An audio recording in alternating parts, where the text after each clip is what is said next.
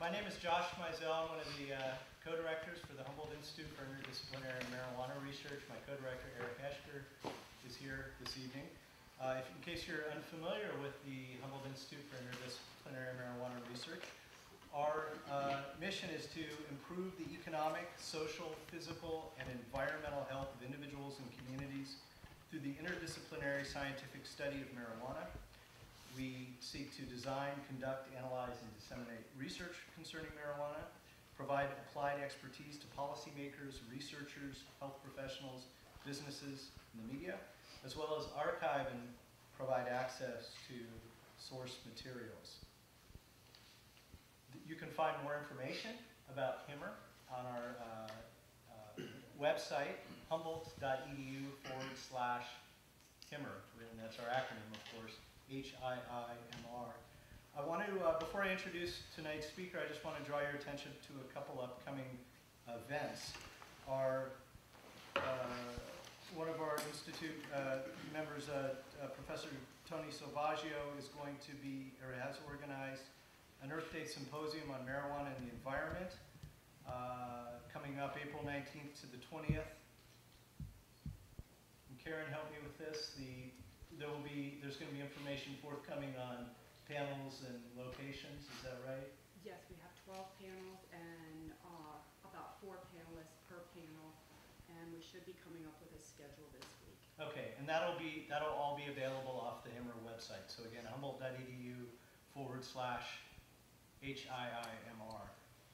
And then our last speaker in our inaugural speaker series is coming up to the Emerald Triangle April 30th, and that's Dr. Amanda Reinarman, who's with the School of Social Welfare at UC Berkeley.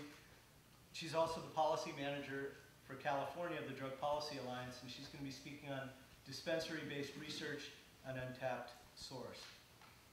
So those are the upcoming events. So I'm absolutely thrilled to be introducing Professor Craig Reinarman from University of California in Santa Cruz.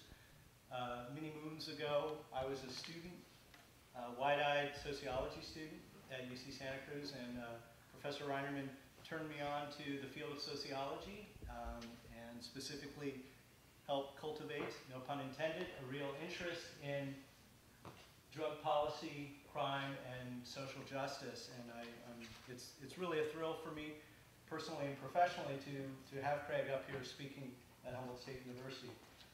Aside from being a professor of sociology and legal studies at UCSC, Craig earned his BS in economics at Babson College. He's got his MA in sociology from San Francisco State. Was actually a student of John Irwin. For some of you who are unfamiliar with, or if you're familiar with John Irwin's work on critical crim and in convict criminology. Craig also earned his PhD in sociology at the University of California, Santa Barbara. He was a postdoc fellow in public health at UC Berkeley. He's been a visiting professor at the University of Utrecht and the University of Amsterdam. In fact, he's off to Amsterdam here shortly. Not today, I hope, because it's raining. But he's also a member of the board of directors of the College on Problems of Drug Dependence, a consultant to the World Health Organization's program on substance abuse, and a principal investigator on numerous research grants from the National Institute of Drug Abuse and the National Institute of Justice. He's published numerous articles regarding drug policy, addiction, theory in a variety of different journals, as well as co-author of several books on drug use and drug policy. So obviously I'm thrilled to have Craig here. Without further ado, Craig Reinarman.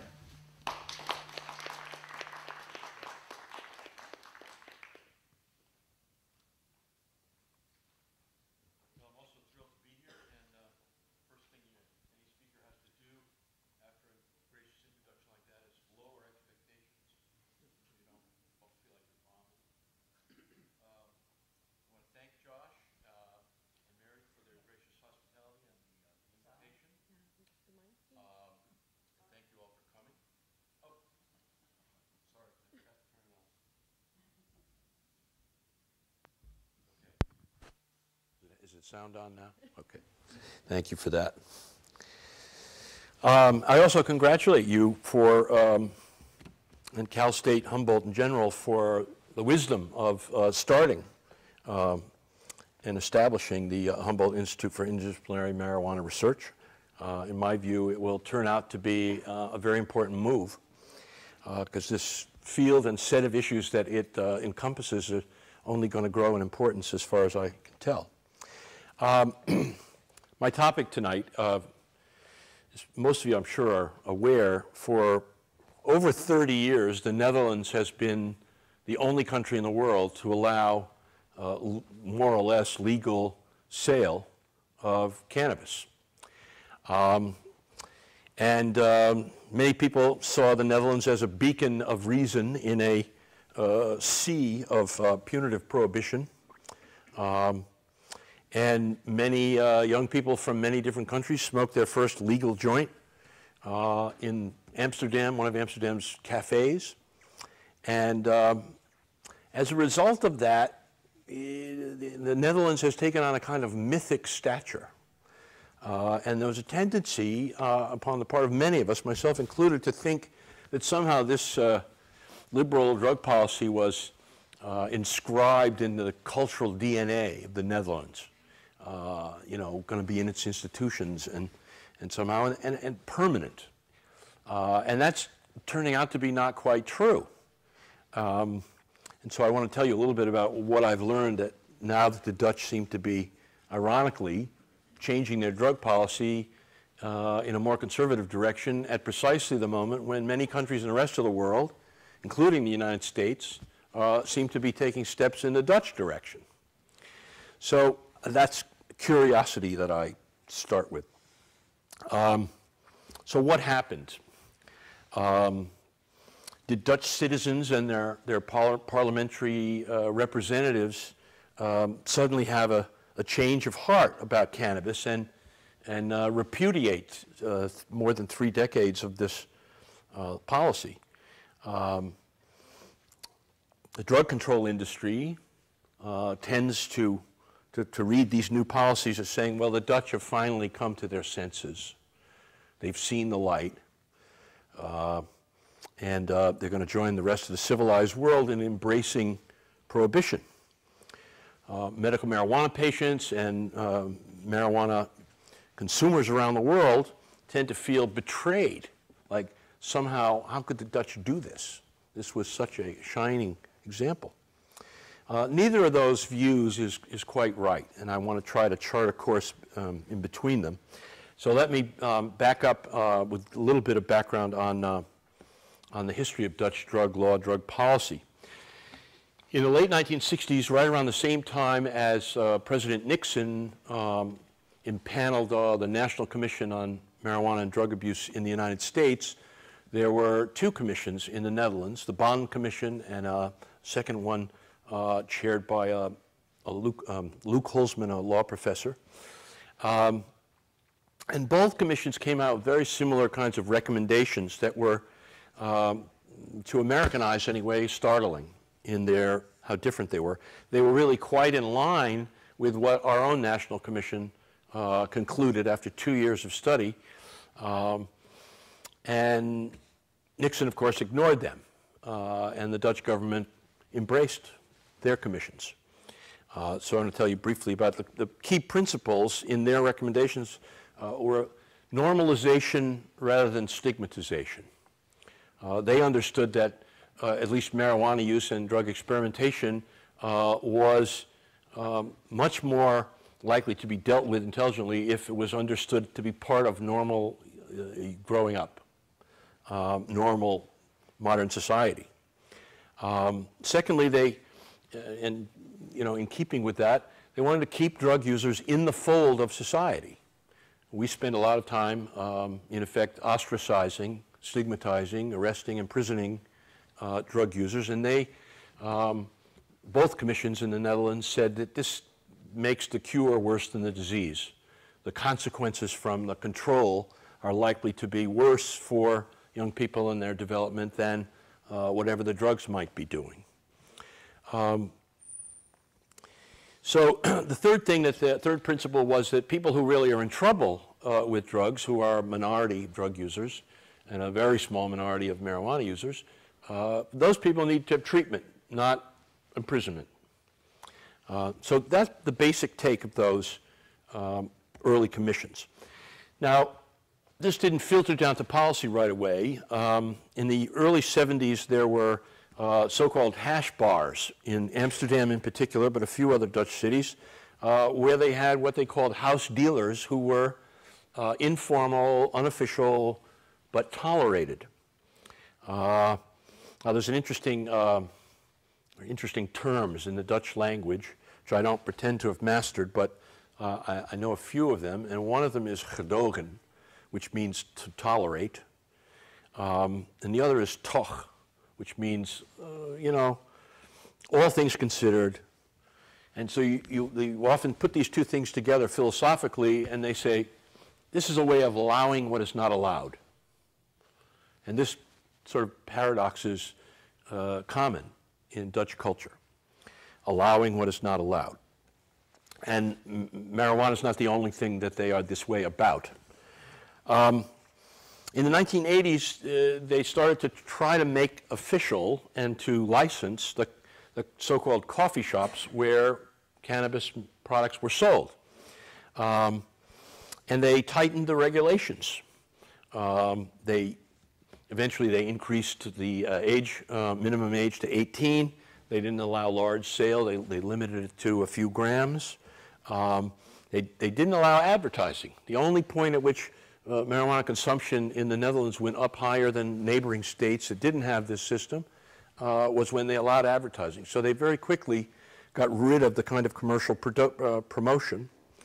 And they said there can be no selling of other drugs, and you can't be causing a nuisance to your neighbors.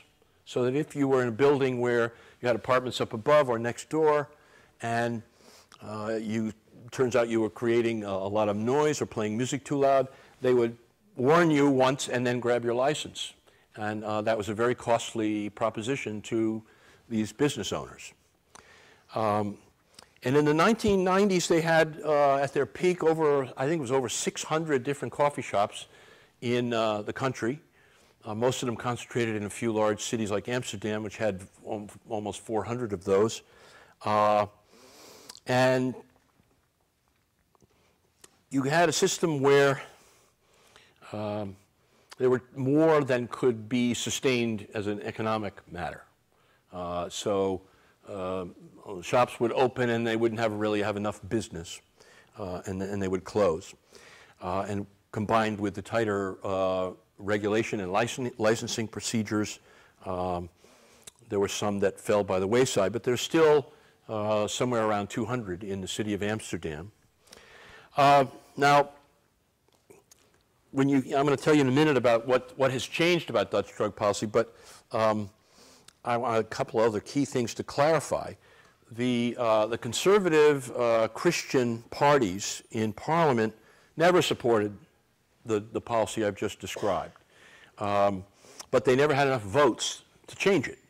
They didn't have a majority in Parliament. There are 10 parties or more represented in Parliament, a few major ones and a few minor ones, and every time they have a government, they have to build a coalition. And the parties who opposed the tolerant drug policy never had a majority. And so it lasted for over 3 decades. But the thing that a lot of Americans and a lot of other people don't understand about this is that it was never decriminalization in any formal way, despite the fact that you had open sale of small quantities for personal consumption all over the place. This was, in some ways winked at. So they had de facto decriminalization, but not de jure criminalization, not in reality. In the Dutch legal culture, legal system, there's law, which is wet or recht, and then there's policy, which is called beleid. And it turns out that the Dutch prosecutors decide which laws it makes sense for them to, enforce. And so every year there's a meeting of Dutch, and this has been true since the early 1980s. Every year there is a meeting of the prosecutors from all across the country, and they decide that on the basis of the principle of expediency, which is a very important word in term concept in Dutch legal culture, that they're not going to enforce the drug laws. So the Netherlands is a signatory to the United Nations drug control treaties, the single convention of 61 and the others in 71 and 88, that require countries that sign to criminalize cannabis, among other things. And so the Dutch remain a signatory, and their basic drug law, the opium law of 1928, that stands intact. So technically, as a formal legal matter in the Netherlands, the cannabis products are still criminalized. But as I say, the prosecutors get together, and as a matter of national policy, they've decided every year for, I don't know, 30 years, they say, this law makes no sense. We're not going to enforce this law. It's not expedient. Now, expedient tends to be a kind of dirty word when we use it. You're merely expedient. Well, to them it means it's just not practical. The unintended consequences or the side effects are going to be worse than what the law might accomplish. So this left the Dutch with a very informal, ambiguous system where it's legal for any of us to walk in to any of these coffee shops and buy small quantities of hashish of various kinds and potencies and various kinds and potencies of marijuana. But it's illegal for them to bring it in the back door. The owners of the coffee shops are committing a crime when they bring the supply in, even though going out the front door is perfectly legal. Now, the Dutch are all of them children of Erasmus, and they're very rational, very sensible people, and this contradiction drives them nuts. There are people who stand up on the floor of Parliament and complain about it on an annual basis, but they're, contending forces, and they don't have a majority to change it, or they didn't until recently. So they call this the backdoor problem. Like, what are we going to do about production and supply? So there was a political shift, and I want to tell you briefly about that because it's what made the recent changes in Dutch drug law possible. Let me start with the collapse of the Soviet Union, the kind of ending of the Cold War, 1988-89, where borders that used to be part of a sort of so-called Iron Curtain are all of a sudden open, and people start going across them as they wish. So, migration.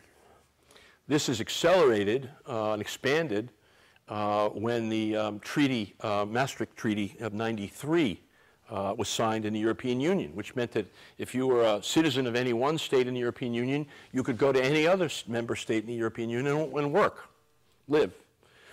So again, more people moving around. So what this meant to countries like the Netherlands was that what used to be a fairly ethnically and culturally, religiously homogeneous culture now had what you might call strangers in their midst.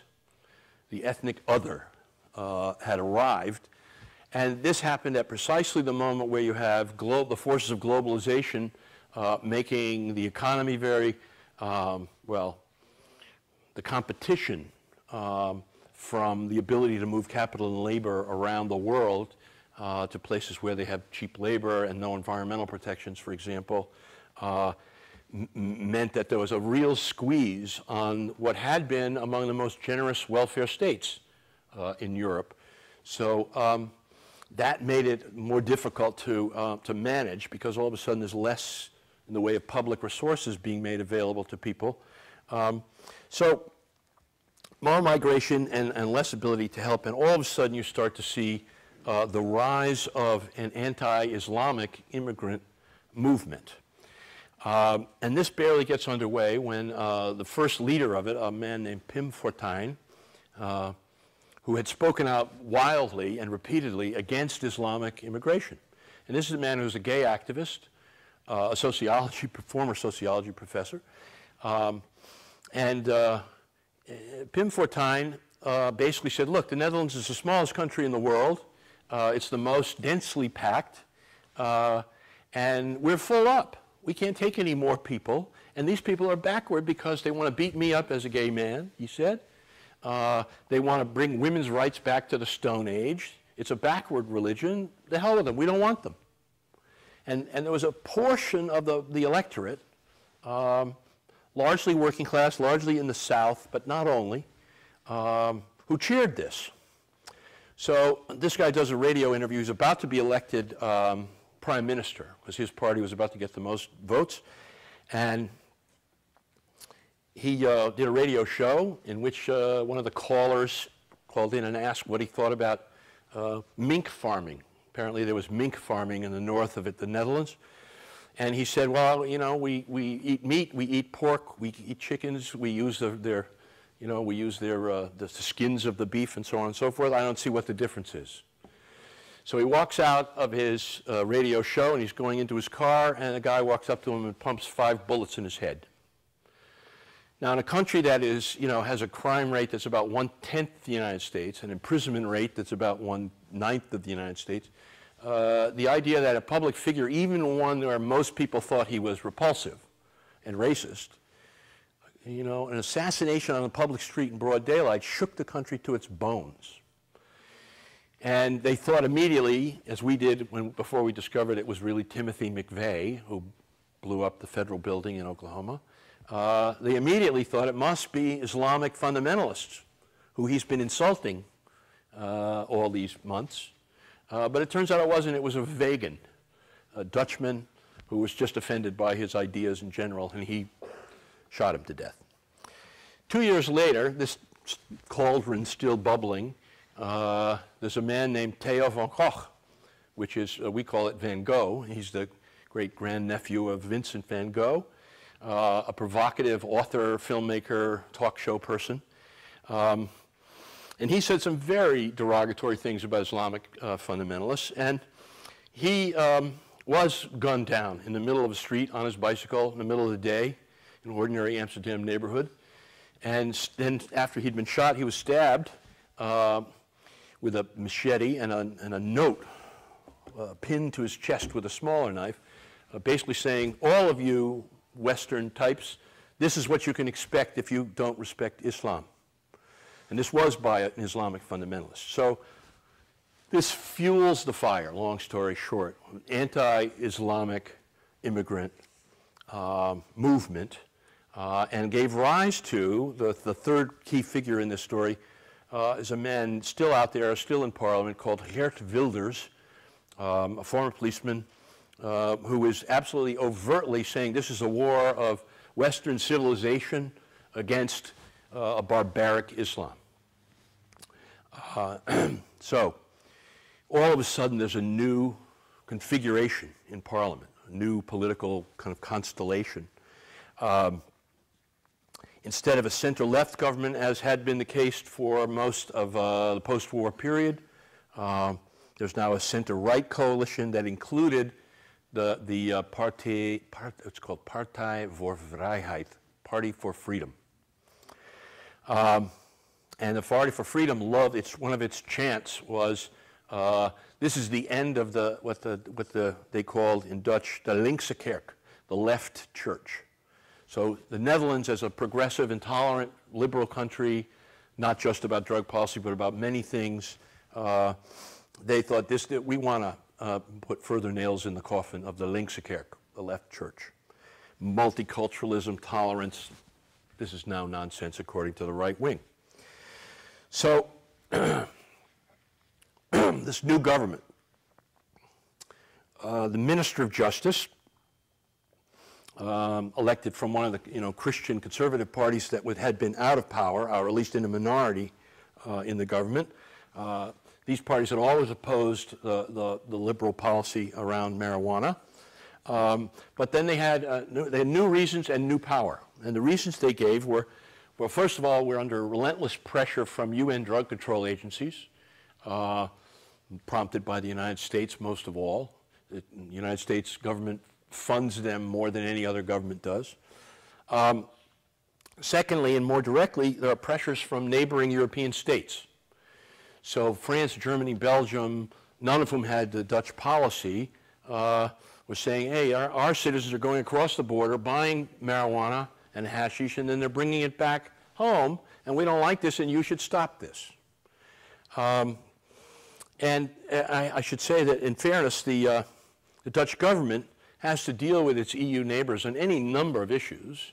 And the diplomats, in effect, would complain. We're getting tired of losing points and having to spend political capital in order to defend this drug policy. That's just one of 56 issues we have to deal with. So we just as soon not have to do that. So there's pressure not only from the US and the UN agencies, but pressure from other EU states. Thirdly, there were complaints by local Dutch citizens who lived in the proximity of coffee shops. They complained about essentially nuisance complaints. There's traffic, there's noise, there are foreigners, and sometimes they're dealing other drugs, although that was pretty rare and didn't happen in the coffee shops, but that was part of the complaint. And then finally, there was some evidence that given the continued illegality of production of cannabis, there was some evidence that organized crime had muscled in on some of the grow operations in the north and rural parts of the country. So there's always a risk when you have prohibition. It creates a possibility for those large profits. And there was at least one murder that was attributed to organized crime figures muscling in on marijuana greenhouses. So all of this gave new ammunition, if you will, to the people who opposed Dutch drug policy. So with that as background on the policy and on what the changing sort of political complexion of Dutch powers that be, let me tell you briefly exactly what the new policies were. In October 2011, a new policy came out of the Ministry of Justice that said cannabis that has 15% or more THC, the principal active ingredient, not the only one, but the principal one, I guess, it's so much stronger than it used to be, we have to think of it as a different drug. We have people showing up in hospitals and tourists from out of town. They're not used to it being that strong. And so really, really, really strong marijuana, we want to make it into a separate category. So that was moved into, over 15% THC cannabis was moved into the category with heroin, cocaine, and methamphetamine. Now the impact of this, in my view, is likely to be very muted because Dutch coffee shops, after all, have been, shall we say, finessing creatively the law for 30-some years. And most importantly, they've always sold a range of potencies, from very mild to very strong. Most Dutch prefer the moderate or milder strains, according to surveys. So that's not going to put a big dent in the coffee shop business. The coffee shop business would have been impacted, however, by a second policy shift. And that essentially, again, this is policy, not law. So the Ministry of Justice of this new coalition government said coffee shops should be closed. And there are two parts to this. And this is the thing that got the most headlines and was the biggest shock to cannabis consumers around the world. They called this the B criterion. Coffee shops have to be turned into closed clubs, besloten clubs. That is to say, not open to the public. This is one of the ways they wanted to deal with the drug, what they call drug tourists, coming from other countries, causing nuisance problems, traffic, and so forth. These clubs had to have less than 2,000 members. There was this didn't last very long because there was a law professor at Groningen University in the north that challenged this right away in an article in a Dutch newspaper and he argued, classic kind of Dutch paradox, he said, it's unthinkable for the Minister of Justice to order the owners of coffee shops to start clubs with a criminal objective, since cannabis consumption is still technically criminal. How can the Ministry of Justice order business people?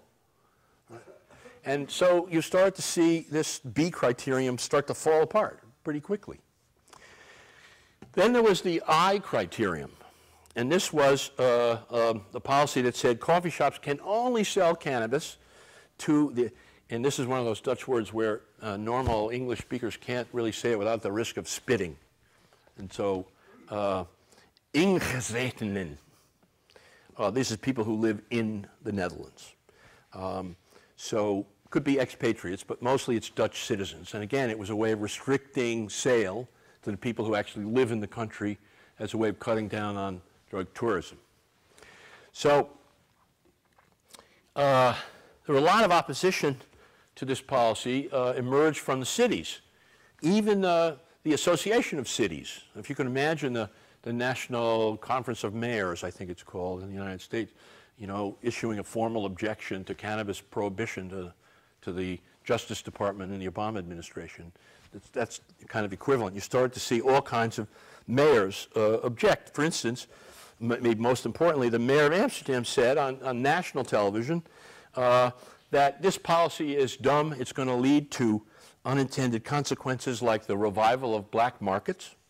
You're going to have more crime. You're going to have more nuisance. And you're going to have more problems because health problems because the governments are going to have less control over the coffee shops and quality monitoring and so forth. And he said, and I quote, "This is bad policy and we will not implement it." So you have a mayor of a city, and mayors aren't elected directly, they're appointed nationally, who basically saying, I don't care what the Minister of Justice says, I'm not doing this. It's stupid. Now that's oversimplification on my part, but that's the gist of what he said. Now this policy was supposed to be phased in over time, and last May it started in the south of the country. They kind of tend to divide. You remember your European history. The South was, you know, more Catholic. It was captured by the Spanish Empire during the Reformation and so on. And the North was more Protestant. Well, there's still a North-South divide in the Netherlands, as there is in many other countries. And this policy was supposed to be rolled out in the south of the country, starting in Maastricht, which is a little sliver of the Netherlands that dips down in the southernmost part of the country, and it's Belgium on one side and Germany. You can literally ride your bike from the center of Maastricht into either country in about 15 minutes. So Maastricht was this, you know, focal point of all of this. That's where the original complaints came from, court cases and the like. And so they're going to start the policy there and phase it in. So by this past January, it was supposed to have been implemented in the rest of the country in the north. There hasn't really been any change in the north, but it was supposed to. Now, I want to tell you a little bit about why. First of all, the coffee shop owners, because they had built up kind of 30 years of their own little virtual chamber of commerce, they were as legitimate a lobby in Parliament as any other industry group. So they could go and they made their case, and the Dutch parliamentarians would listen respectfully. And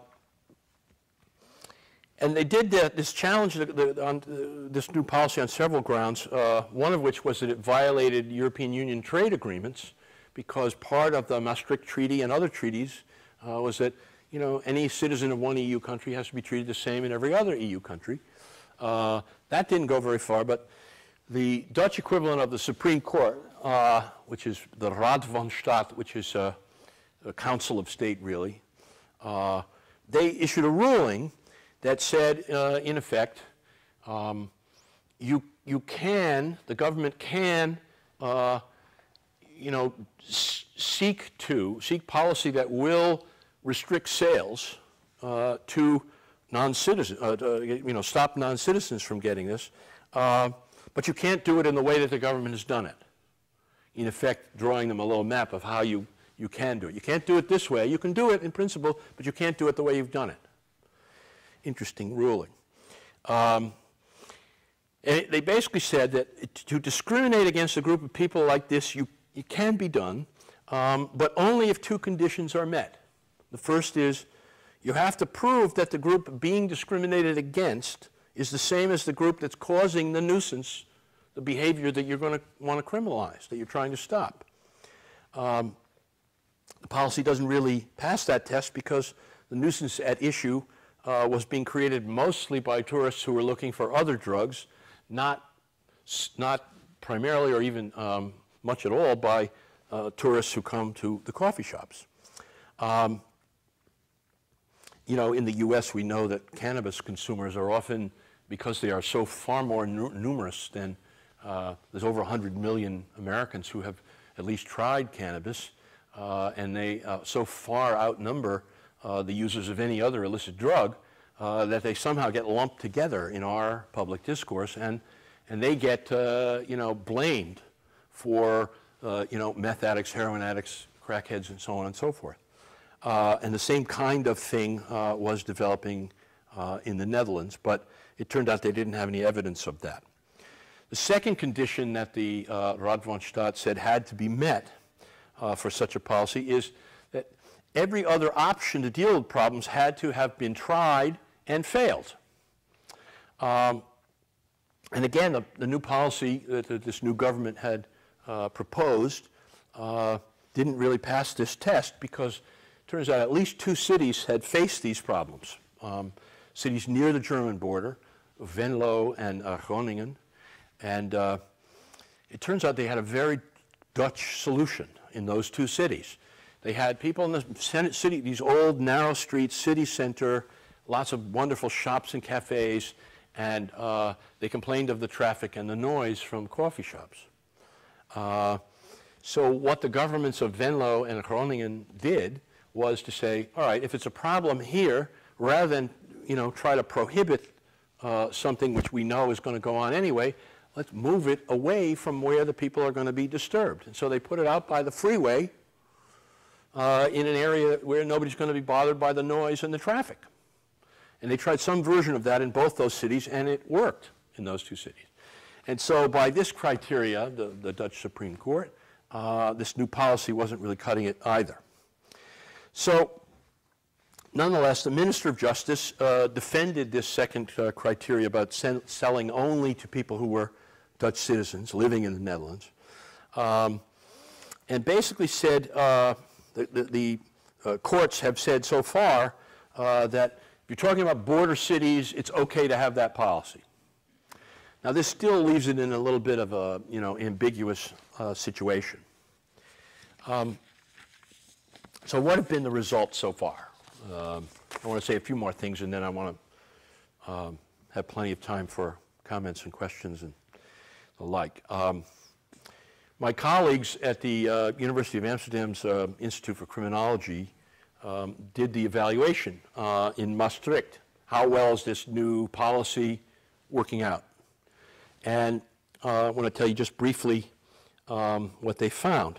Surprise, surprise, they found an increase in the number of street dealers. As the number of coffee shops shrunk, the number of them closed, people popped up in the same neighborhood, sometimes in the same street corners, selling cannabis and hashish illegally. This was, of course, widely predicted. Some of those street dealers were selling other things, other drugs. And so there's very little reduction in traffic or nuisance. It didn't have any appreciable, make any appreciable dent in sales or consumption because the people would just drive a little bit farther north, including locals, would drive a little bit farther north and go to a coffee shop in some other city. And even Maastricht, which, again, the city that sort of led the charge and was the focal point of all this, have now come to openly say, we want to change it back. We want the foreigners to be able to come in a more orderly and regulated fashion, be able to buy cannabis. Now, what about the future? In the last spring, the government that instituted this new cannabis policy fell. This is this term they use there. The coalition fell apart. And oddly, it happened because this anti-immigrant guy, Geert Wilders, and his Partij voor Vrijheid refused to back the government's proposal for budget cuts, because they were asking poor people who are on a pension or getting Social Security to bear the brunt, to bring the Dutch budget down to 3%, the budget deficit down to 3%, which is the rule of European Union countries. Most of them don't really quite make that, but nonetheless, the Dutch are, like the Germans, are very tough about this. And it turns out this anti-immigrant guy said, no, I have poor working class constituents who depend on this money, and I won't support this move toward austerity. So the government collapses. A few months later, there's new elections that happened in September. So last fall, this anti-immigrant party loses 9 of its 23 seats. Now, there's 150 members of the Dutch parliament. So when they had 23 seats, they could be a very significant coalition partner. Now they're down to 14. So they're weakened. The Christian parties, conservative Christian Democrats and others, religion-based parties, also lost seats, a lot of seats. So the configuration of political powers out of which a coalition government needed to be forged had changed pretty dramatically. So the center-right government, in effect, fell and lost seats, and now you had a new government coming in where you still had the same, kind of free market party at its core, but only 2 votes behind was the Social Democratic Party, the Labour Party, and so the relative weight of the different parties had shifted, so you now have something much closer to a center-left government than a center-right government. So the people who, what all this boils down to is those in favor of tighter cannabis policies have 77 out of 150 seats, and those who oppose tighter cannabis policy and want to go back to the old way have 74. So, or 73. So there the matter lies. Now you have people saying, backing away from this policy.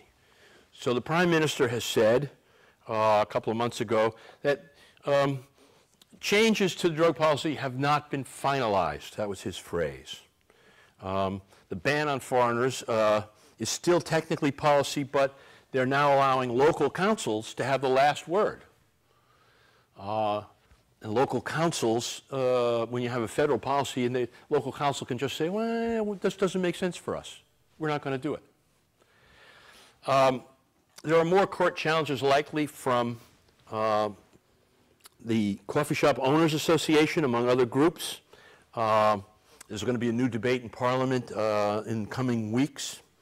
And so where all this will ultimately end up at the moment remains unclear.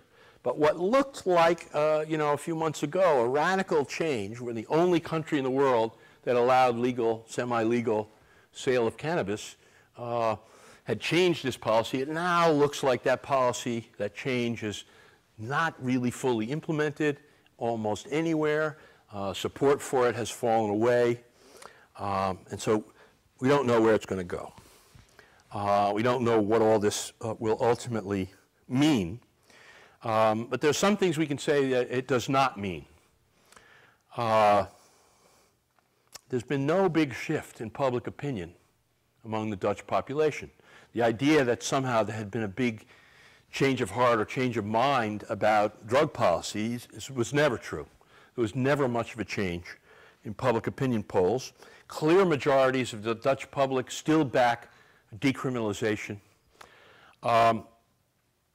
there's no evidence the Dutch now embrace prohibition or think more restrictive laws can cut drug use or cut crime. And so the bottom line, I guess, is that the coffee shop system, such as it is not going to disappear anytime soon.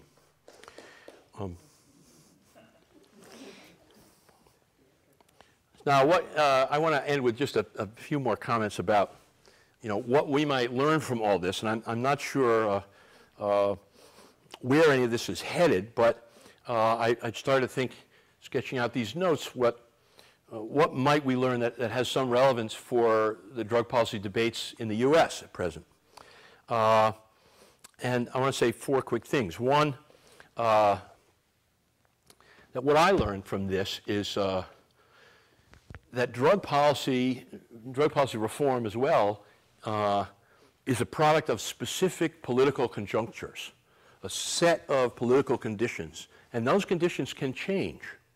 So what we had assumed, the Netherlands is always going to be the Netherlands, well, it's more tenuous than that. And so the same thing seems likely here, just as reaction to Islamic immigration in the Netherlands changed the mix in Parliament and made possible at least the attempt at a new policy. You have the rise of the Tea Party and a shift to the right in the House of Representatives in the United States that makes, one of the things Obama did was lift the federal ban on needle and syringe exchanges as a preventive measure that's been proven over and over again to help prevent the spread of AIDS and hepatitis C. And Congress had banned spending 1 cent of federal money on that. Well, Obama lifted that. Well, now Congress has found a way to reimpose it, right, because they're control over the purse strings. So noticing that the conjuncture of political forces can shift, and that can have a radical effect on drug policy is important. The second thing I want to point out is that local control, it turns out, really matters because, I don't know how many of you are students of alcohol prohibition, but one of the things that was invented by think tank Rockefeller, who was originally in favor of alcohol prohibition and changed his mind, and he gave a bunch of money to a bunch of social scientists and said, you need to come up with an alternative alcohol control system for after alcohol prohibition is repealed, and which he rightly saw coming and helped facilitate. And one of the things they did in this model alcohol control system was to say local counties ought to be able to decide for themselves whether they want liquor outlets and how many they want and so on. So you now have broad swaths of the country still, I don't know how many decades later, 1933, what's that, 80 years later, they're still dry. All across the Bible Belt, there are counties where there are no liquor outlets. Now, you get to the county line and you start to see big neon signs for all the liquor outlets in the neighboring county. That's true. You close some coffee shops, there are going to be other coffee shops too. But local control did something very important politically. It meant that the people who are opposed to liquor, the dry counties, didn't have to have them in their neighborhood. And the Dutch, I don't know whether they learned this from American alcohol prohibition repeal or figured it out on their own, but they allowed the local option so that municipalities that didn't want to have coffee shops in their cities didn't have to have them. So Rotterdam has almost none and Amsterdam has 200. Now people from Rotterdam can, in 45 minutes on a train, be in Amsterdam, so it's not a huge inconvenience, but nonetheless, it matters because it takes the wind out of the sails of the opposition. We don't have to have it here, so we don't have to be deeply invested in an up or down federal policy, one size fits all, because one size doesn't fit all. So it seemed to me there's an important lesson there. The more local control you have, the less investment opponents would have in some sort of reform. The third point I want to make is that regulation is not necessarily the road back toward prohibition, but can be understood as a means of preserving various drug policy reforms like the Netherlands model of decriminalization. Dutch, as I said, banned advertising. They upped the age to 18. They reduced the amount you could buy in any one purchase to a few grams. They had a licensing system that they were where it was strictly enforced. So if you messed up your neighbors and were the subject of complaints, they would yank your license, and that would cost you a lot of money. And it works. So regulation is not necessarily a road back, but can be understood as preserving the system. And I get in a lot of arguments every year. I'm in Amsterdam, and the drug policy reformers there, they see this as an infringement on these businesses and on freedom. And I say, this is nonsense. If it's going to preserve the overall system as the only place in the world that allows this, I say the offending coffee shops should take their medicine. And they think this is a retrograde opinion by an American. The last thing, I guess, is commercialization can cut both ways. Coffee Shop Owners Association has been a power to reckon with. They have some money. They have their lobbyists. They articulate their views, and they have defended their industry in Parliament. But as dispensary owners in California have, and now in 17 other states, so all of that can be understood as a kind of political force for reform. But an excessive free market system in which promotion is allowed, it provides a certain kind of ammunition for prohibitionists. And they always harken back to the alcohol and tobacco ads. Is this what we want for illicit drugs? This sort of relentless promotion is restricted for both alcohol and tobacco, but it doesn't seem to slow down their advertising and marketing budgets. So there are political risks from commercialization. The big growing operations in the Netherlands attracted organized crime. And many people now say that Oaksterdam down in Oakland, where you had a concentration of dispensaries, a large scale, that they got so big and so out there that they invited a crackdown. I wouldn't want to push that too far, but it's at least a hypothesis worth paying attention to. And I noticed that the initiatives that voters just passed in Colorado and Washington spell out in a very detailed way how production and distribution are to take place under licensed arrangements. Very rigorous, very systematic. And then I guess the last point I would make is there may be virtue in ambiguity. For 30 plus years, the Netherlands was the only country in the world that allowed purchase and possession of marijuana for personal use, despite being a signatory to the UN drug control treaties, and despite the basic drug law of the nation, and despite the backdoor problem that has annoyed them all these many years, they managed to persevere for over 3 decades in having that system exist in that kind of ambiguous political space. And I say that in part because we are now, it would seem, headed for a constitutional confrontation where you have the voters of 18 states passing handily medical marijuana laws, and you have Washington and Colorado passing handily general marijuana legalization laws, and the federal government, Article 3, I think it is, of the Constitution said the federal law trumps state law, but that has to be made to happen by the Justice Department, and the Justice Department understands that you're going to upset an awful lot of a majority of voters in those states, and according to Gallup polls and other polls, a majority of people no longer believe, Americans no longer believe in cannabis prohibition. They think it should be regulated and controlled and taxed the same way that alcohol and tobacco products are. So where that battle is going to come out, I don't know. But I say there's virtue in ambiguity because if the Justice Department is put under pressure, either from some conservative states or from the U.S. attorneys or from the Drug Enforcement Administration or what I often call the drug control industrial complex. And they force a clarification of drug law.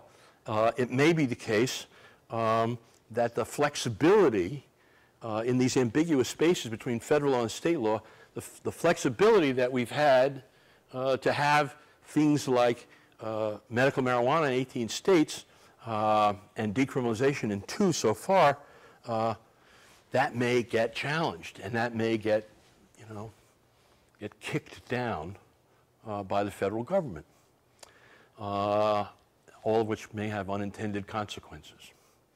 So I've gone on too long, I think. Let me stop there and have comments and questions. Sir. A couple of comments. You're mentioning about the Dutch having this ambiguity between de jure and de facto.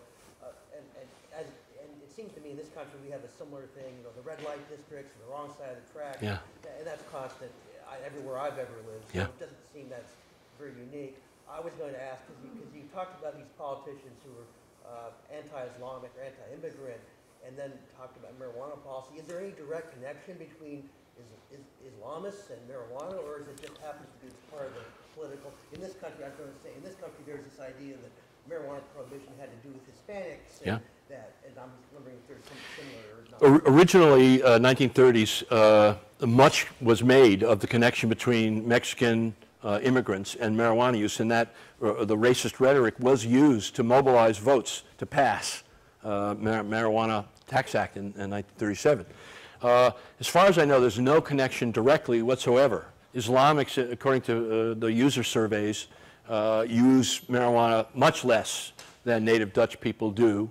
So it's just that the people who are anti-immigrant also happen to be less tolerant about immigrants, or also less tolerant about a variety of other things, including drug policy. But no direct connection that I've ever heard. Sir. Has any country where the genie got at the bottom ever been able to put the genie back in? I mean, wherever marijuana started, it's smoked, it's growing and growing. We have a president who smoked it all during high school and dedicated his yearbook to his healing. And so, I mean, it just seems that governments are irrelevant. People do what they do. The reason you stop at a stoplight when you come to a big intersection is you know you can get killed if you just go through it. So that's how they can enforce the law. Because 99% follow it because it makes sense to them. Yeah. These laws don't make sense. They're just like their prohibition. And they're never going to work, and it doesn't matter what the government does. Well, I take the point, and I agree. I would add only that it still matters because you had somewhere around 750,000 American citizens arrested last year, 89% of them, according to the FBI, for possession alone. And it's mostly blacks because they deal in the street. Disproportionately young men of color, yes. So the drug law, the marijuana laws, like all the other drug laws, have always been used as a tool of social control of the underclass. I don't know if people remember here, but several years ago in Humboldt State, they had an undercover cop in the dorm. And lo and behold, he found someone selling marijuana to students. They busted him, and there was such an upset on campus that would never happen again on this or any other campus that they allowed that. Because they know it's happening in every college in the country. Yeah. And as I said, you have over 100 million Americans who have at least tried the drug. Close to 30 million of them have used it in the past year. And so the idea that your original comment about getting this genie back in the bottle is no historical evidence whatsoever that that's going to happen. So, yeah. We're here from the UC Santa Cruz contingent. We're both alumni. So I just want to let you know that. I practice criminal defense attorney, criminal defense law. It's been a long day. Couple of things. First of all, I get better offers for my white clients than my black ones to resolve across the board. From district attorneys, you mean? Yeah. Yeah. I don't have a lot of black clients because it's Humboldt County, but disproportionately, if I have two clients, one's white, one's black, they both have clean rap sheets. His case could be better than that case, and I'm still going to get a worse offer. Yeah. That's just what I found. I haven't done it scientifically enough. But as far as like the whole, what people want has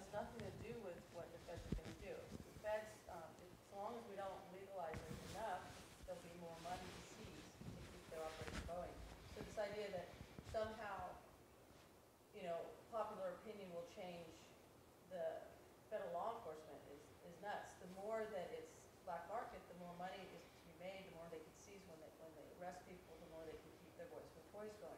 So that's irrelevant. Also, with Obama, I did vote for him, but people are going to vote for him anyways who are certain people. So he has to look tough on crime to get into that bit that just puts him over the edge and wins the election. So I'm kind of disappointed with how he's proceeded, actually, because he hasn't really honored his promises in that regard. Yeah. I want to try to push back a little bit on your first point. I don't remember what it was. But you have more and more people using more and more drugs as a technology of the self. Now, some sliver of those folks end up in trouble and need help. They need treatment and so forth. But the great majority of them don't. And we, as citizens, we want these technologies of the self available to us. People take Ambien, they take caffeine, they take cold pills, they take antidepressants. You got people, young kids with ADHD taking Ritalin and Adderall. This is not getting the genie back in the bottle. It's the genie's out running around and bringing her friends. So it seemed to me that for the first time, public opinion may, in the longer run, come to matter more than it has so far historically, because you have a kind of constituency of, quote, respectable classes who... Pharmaceutical companies are, in effect, I'm making the argument that they've pushed their products on us ceaselessly and successfully, and the idea that somehow we can draw a sharp and bright line between the drugs that are illicit and harmful and the ones that are legal and not harmful, that line doesn't exist. That line's been obliterated. And you now have, for maybe the first time historically, you have enough of a constituency of people who can't be marginalized and demonized and stigmatized as part of the underclass or some deviant subculture, who are basically going to say enough with the punitive prohibition. I'm interested in sociology, and I get that, but what it is bright line is called the penal code. Yeah. Yeah. So, I mean, sociologically, you're right there, but what actually happens, they continue to enforce the law until they have to change it, and the pressure to change it, there'll be lobbyists and all. There's too many people making money on having it illegal for it to happen. Yeah, not money and careers, and police departments are starved for other funds, and all they got to show the feds is more drug arrests, which are usually marijuana arrests, and they keep that funding coming. But the cartels deal in marijuana because there's more money to be made in marijuana than all the rest together. So The market's bigger, if not the markup. Yeah, sure. So your story is very interesting to me. It seems that the change, or maybe the brief change in Dutch policy, was not a result of a voter turnout on that issue necessarily, but maybe immigration, and that was a side effect. And so, two questions: if that's true, then are there any other Dutch policies that had a brief change over the last couple of years that are going to that are similar, just like the cannabis policy? And then second, what about in the United States? What do you see that might be some sort of an equivalent here, like immigration or something that might change either voter makeup for propositions or state legislatures or the federal government that may be necessarily not related to drug policy but have an impact? That's a great question about the U.S. I'm not so sure. I'll think about that one. In the Netherlands, there has been a shift in a number of other policy regimes. Not radical, not night and day different, but there have been more arrests, more kinds of crime, more of a clampdown. Immigration policy used to have the most open immigration and asylum policies in Europe, maybe in the world, and they've tightened those. Eligibility for welfare benefits and public housing and the like have been made tighter. So the center-right government, however briefly in power, favored all of those things. And some growing segment of the Dutch electorate favored those things, and that was reflected in Parliament. Similar issues like that, not directly related to drug use, but thought by the Dutch to be related to crime.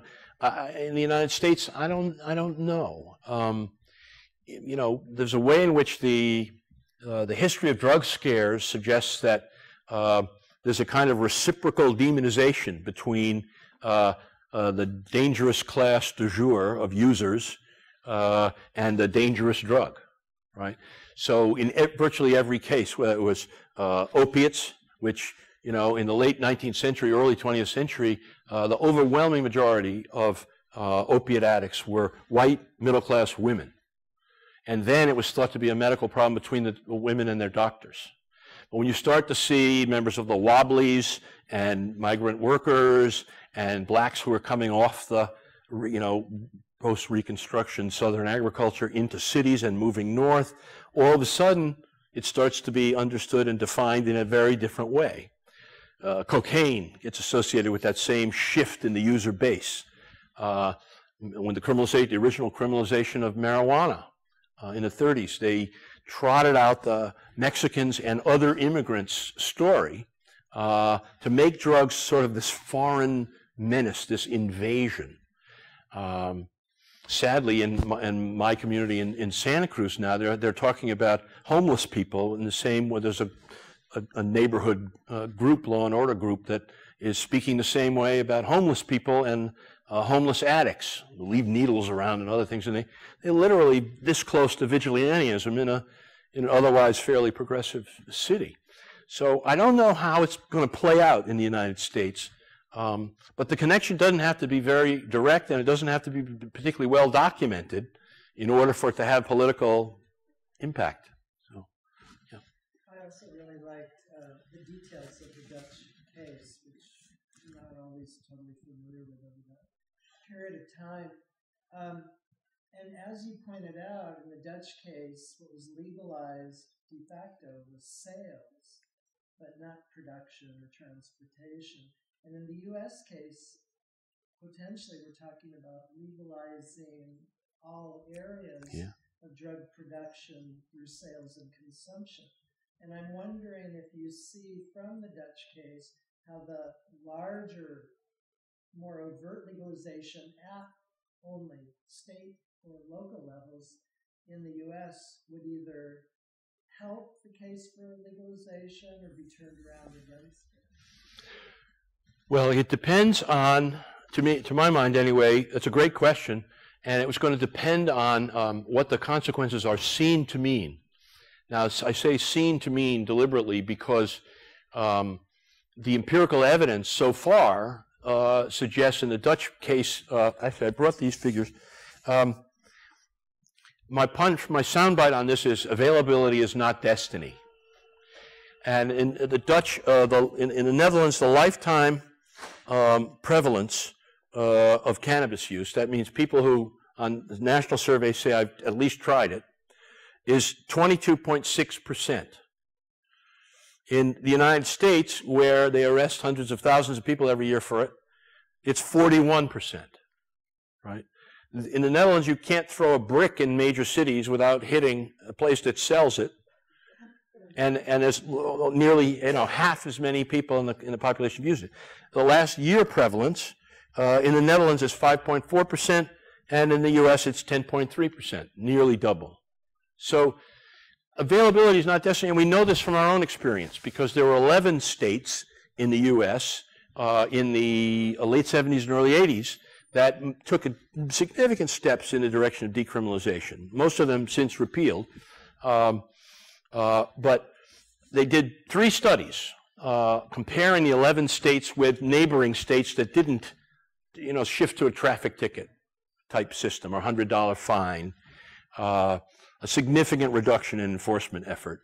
And so the predictions were of doom, that all hell will break loose. In fact, if you think about it, marijuana policy the world over is premised on the notion that if this stuff were ever freely available, all hell would break loose. And the Dutch case suggests that's not true. The 11 states, it turns out, in the U.S. There was no increase in crime. People did not move to the states in order to be able to use the drug or sell the drug.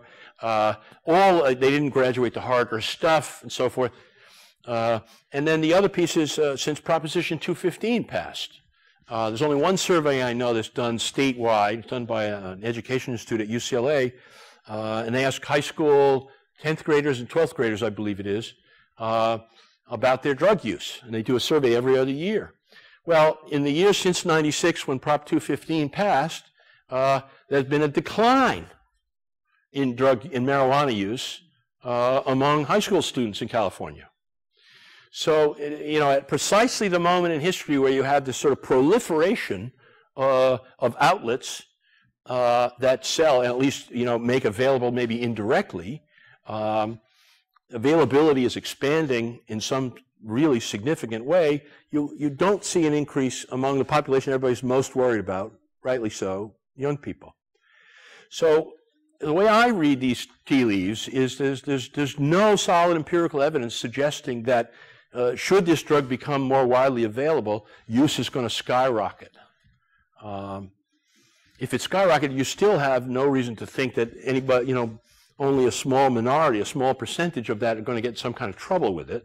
And hopefully over time there's social learning, cultural learning, where people say, you shouldn't do it that way, or you shouldn't smoke that potent stuff, or you can't do it and drive, and you shouldn't do it when you're too young because your brain's still developing. All these things need to be out there and learned, but we now have, under punitive prohibition, we have a situation where we can't say that stuff, right? We can't make those sort of public health arguments because you're not supposed to be using it all. And to imply that people are going to use anyway, as they always had, as somebody else said, is to send the wrong message. Well, it seems to me we care about harm reduction and public health. We ought to be trying to figure out a way to send the right message, which is know what you're smoking, do it the right way, do it under the right circumstances, be careful, blah, blah, blah. So, Josh. Two questions. So why, I don't know if you'd be willing to speculate as to why availability is not destiny here, and under what circumstances could we foresee with full-scale legalization? I mean, I guess we'll all be looking at Colorado and Washington in terms of how their infrastructure is set up. Under what circumstances availability could lead to an increase in use? Is it about the extent to which, and you touched on it in terms of the Dutch policy around commercialization, and advertising? We look at alcohol and tobacco. Yeah. So one part of the question is around, why is it that availability doesn't lead to increased use, and under what circumstances might that become a challenge? Well, the second part you've sort of given me half the answer that I would give, but I think available is not destiny because it's not the only thing going on in people's lives, right? This is not a drug like opioids where the body can get physically dependent on it after just a few weeks of regular use. So the notion that somebody is going to, try this cannabis and then every day it's going to be wake and bake, as my students say. You get out of bed in the morning and get loaded and keep going all day, every day. The percentage of people who do that is tiny, right? So if to the extent that people have lives in which they are invested, everyday lives and identities that require them to do things they want, that they care about, that they see life chances ahead of them, all of those things mitigate, as well as culture. The Dutch case suggests culture matters, and the Dutch have made marijuana use mundane. I interviewed an official at the Ministry of Justice, and he said two things that were really interesting. One is, he said that his son he himself had smoked marijuana any number of times, and that his son had absolutely no interest in it, a teenage son. And I said, well, why not? And he said, it's just one more of those things that are out there. And in Dutch language, they have a term, again, it's one of those, I'm always in danger of spitting, genootmiddelen, which is a word that means substances that give pleasure to the senses. And in that category are food delicacies, spices, and all manner of intoxicants, including alcohol, wine, beer, brandy, tobacco, and cannabis, and opiates, and so forth. So the Dutch understand these as just a wide range of the treats, if you will, that the world has to offer. And so, you know, they've taken the glamour out of marijuana use because it's just one more of the things that's available to people in that culture. So culture, in my view, culture trumps law. Now, the other half of this question, you know, under what conditions, as you rightly point out, commercialization is likely to increase use. You know, beer companies and liquor companies and tobacco companies all like to claim that, oh, we're not encouraging people to use our products. We just want to encourage brand loyalty. Well, would they spend all those billions? You know, if you're a CEO of a corporation, you're going to spend all those billions of dollars a year on advertising if it doesn't work? No. So I think that's nonsense.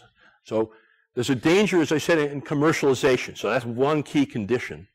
And the other is, if you follow the logic out on what I was trying to say about people having everyday lives that matter to them, and interests, and jobs, and careers, and hobbies, and a daily life of civic engagement, and life chances to look forward to the extent that you have a society organized to make that possible for most of its members, it's unlikely to have a devastating effect, it seems to me.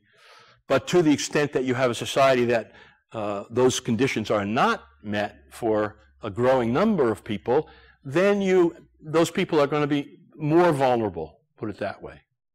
So those are the two things I could think of off the top of my head. So, yeah. Well, I just think to get a real prohibition, it's often sparked by one man who makes his whole career on that one issue.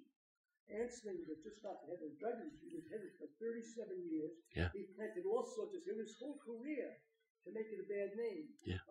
The women who threw bottles through saloons, they didn't get that prohibition. It was one man. He was the anti-saloon man. That's right. There was one man, I think his name was Barron. He didn't care that his senator drank or not, but if he voted against prohibition, he lost. Today we have the same thing. We have a guy, Grover Norquist, who's got one issue. If any representative can vote for any kind of tax increase the way he sees it, they're finished. So put all their money. So you have one person. Now, if this one person doesn't appear in a certain area, then there can be all sorts of experimentation. And I think that's going to happen in America and other countries too. Yeah. But if you have these one person like a Grover Norquist or Anslinger, because that's their only issue, and that's why some of these lobbyists are so powerful. One issue. But I agree with your point, but I would say it just slightly differently. Those guys had that power because they found a way to be in charge of a large, powerful organization or institution. Anslinger was, you know, made J. Edgar Hoover look like a liberal. But he was in charge of the Federal Bureau of Narcotics and a growing budget. And the guy Barron started the Anti-Saloon League, succeeded where decades of a temperance crusade had not. So your point is well taken. But those forces are not necessarily always going to cohere and stay part of a coherent political force. Possible, yeah. Sorry. I was just going to say something about something that's a little different here, at least in California, is we talk a lot about taxes and how much we can bring into our states or our country in taxes. And so I didn't hear a lot about it. That's a situation over there. And also, we're also medical. So we're trying to find a lot of research. We're bringing in a lot of new people, the baby boomers that are all becoming ill now, and finding out that there's all these great things that are happening with cannabis. That even if I like that part, that we've been able to start looking into that part. So it wasn't legalized right away, maybe, right. Which would have been like, it was thought of more recreationally. Now so many people are looking at it medically that we can incorporate those two together, and if we would be able to get it off scheduling drug, maybe we could look at it more. But that's what I'm seeing now, is that we're pushing for the medical side, and we're also looking at the tax side as being ways of saying this is not the evil drug that you all think it is. Well, I think that's absolutely right. I didn't talk about taxes because it's a tricky thing, and I don't pretend to be a tax economist or a tax lawyer or an accountant. But I know that a guy that I usually disagree with a lot, named Mark Kleiman, has pointed out, I think rightly, that it's very difficult to accept at face value all the claims about the extraordinary tax revenues are going to roll in if only we would do this, because you still can't declare either the income or the taxes that you pay to the state or the city on your federal tax return without saying to the federal government, I'm guilty of a major crime under your laws, right? So it's not an untricky matter to collect those kind of taxes. Now, lots of states have found ways to do it, as I understand it, and the Netherlands also. They find a way that they tax the retail outlets, the coffee shops, the same way they tax any other retail outlet. There's a value-added tax, 17%, VAT, and the consumers never see it built into the price structure. So I think that the potential is there, particularly, as you say, because you have, the largest generation, the demographic bulge, moving into old age, sad to say. So I think that market's only going to grow in its importance, and therefore, as a potential source of tax revenue, it's great at a moment where local and state governments are really in a fiscal crunch. I think it's also a potential for making it seem more normal. So you have people that, it's not like we're using it to recreationally use it. Say we're using it because we have cancer, because we have all these issues with ourselves, and why would we not want to have that be available versus the pharmaceutical companies that give us a lot of other side effects from some of the things. It's true. I actually did an analysis of 1,700 some medical records, and I was struck by somewhere around just under a quarter of them said that their doctors had prescribed opiate pain medications, and they didn't like taking them because they were too heavy and made them feel like they were looking at the world through a sock. And marijuana allowed them to function at a higher level with less heavy medicine. So the number of people for whom that's true is very large. If that 1,700 sample is to be any guide. So I think you're right about the potential size of the population who could benefit from it, no doubt. I worry about if there's a downside to medicalization, which is that if medicalization is understood as in narrow, clearly defined terms for this, that, and the other disease or medical condition, that anybody else who uses it just because it helps them relax at the end of the day or because they enjoy it, like other people have a beer or a cocktail, that those people get shunted off to the side as deviant somehow. These people legitimate because they have real disease and these people not. I don't think that line is really, in reality, very clear, because I think people can use it for both and do all the time. So that I don't like the idea of the government being the one that's going to decide where that can be drawn, never mind how they're going to effectively police it. So that's not an argument against your point. It's just a... That wasn't my point. I was trying to say that we're having more... I believe in the legalization part, but I think what's going to help it is that we'll have more people voting to do it because they see that it's a good thing. That's right. They see recreational, they don't care. It's like, if you need it because you need to calm down, it's better than alcohol. That's right. People are starting to become more educated on the subject matter of cannabis as a really healthy activity to do, not just because you're sick, but because it makes you juicy. Absolutely right. The people, one of the victims of current policy are patients who would benefit from that medicine and can't get it because of this law. So that's got to be counted on the harm side of existing policy. And so the more normalized that it gets, and this was actually one of the great predictors of how you voted on Proposition 215 in '96, that if you knew someone who used marijuana medicinally for therapeutic value, 98% of those people voted in favor of it. So the more that happens, I think you're right, the more of a constituency you're going to have for broader legalization. Related to this, is medical marijuana uniquely American in terms of being a significant force and legalization debate and questions. Does it exist in Holland? I No, because anybody who wanted to since the 70s could go to a coffee shop and can still, although there are slightly fewer of them. So it hasn't arisen as a significant and separate, singular issue in the Netherlands in the same way it has here. It's arisen in some court cases in Germany and a few other places, but a lot of places are decriminalizing cannabis use. And so you know, the U.S. was up against, this is the belly of the prohibition beast in here in the United States, and so we're more up against it. And so medical marijuana was, in effect, a way to say, all right, we may not be able to change prohibition in general, but at least we can make the case for these cancer patients and AIDS patients and so on. That's less relevant in other places. So Switzerland has decriminalized, Portugal's decriminalized everything.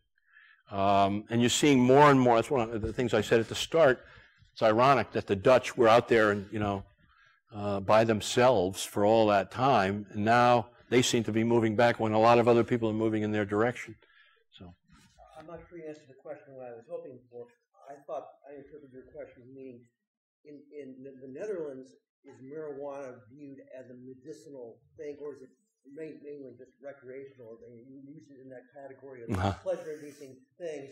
Is there really people in the Netherlands who say, well, this is good for treating this illness, and that's how it's seen that way? there are those people. It loomed less large in public debate in the Netherlands because before medical marijuana, see, the discovery of endogenous cannabinoids that we human beings produce inside their own bodies, cannabis-like substances that ease pain in this way, that was only recent. But the Netherlands had their system before those discoveries were made by medical science. So before this question got raised, they had a way of getting marijuana to people who needed it therapeutically. So it was less of a big public issue in the Netherlands. But it's certainly the case that, and I should have been more clear about this, certainly the case that there are people in the Netherlands who find medical value in it. There are physicians who recommend it, and it overlaps with the same kind of categories of illness or condition, medical condition, that we use it for here. Do you have a different distribution system for that? No, they have not set up a separate one, at least in the Netherlands. They can go to the coffee shops. Yeah. Well, we're out of time. Craig, thank you very much. You're welcome.